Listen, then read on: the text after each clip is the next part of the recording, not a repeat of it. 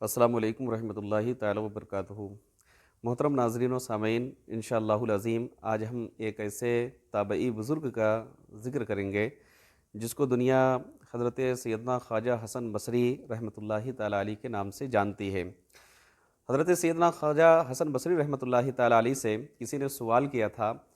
کہ آپ کے اندر دنیا میں پرہیزگاری کیسے پیدا ہوئی؟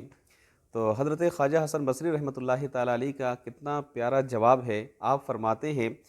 کہ جب میں نے جان لیا کہ میرا رزق مجھ سے کوئی نہیں چھین سکتا، جو میرا رزق ہے وہ ضرور مجھے ملے گا، تو میں رزق کی طرف سے بے نیاز ہو گیا اور میں کوشش کرتا اللہ تعالیٰ جتنا میرے قسمت میں رزق رہتا وہ ضرور دیتا۔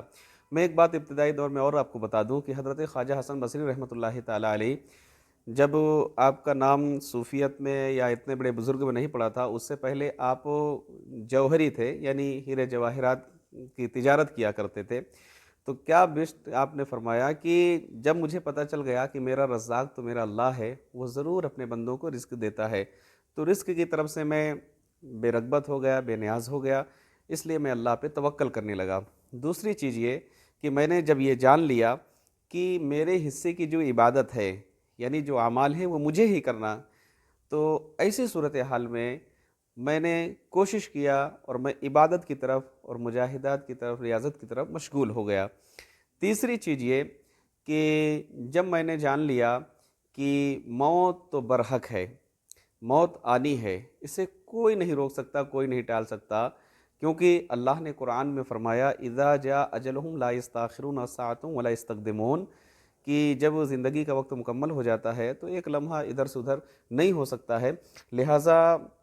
ایسی صورتحال میں نے یہ جان لیا کہ موت آنی ہے اور اللہ رب العزت کی بارگاہ میں مجھے جواب دہ بھی ہونا پڑے گا۔ ایسی صورتحال میں موت کی تیاری میں لگ گیا، موت کی تیاری کرنے لگا۔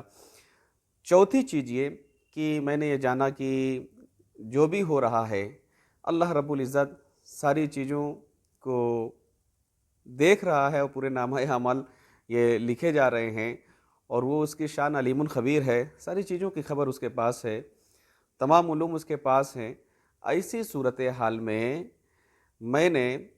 یہ ارادہ کیا کہ جب میں اللہ کے حضور حاضر ہوں گا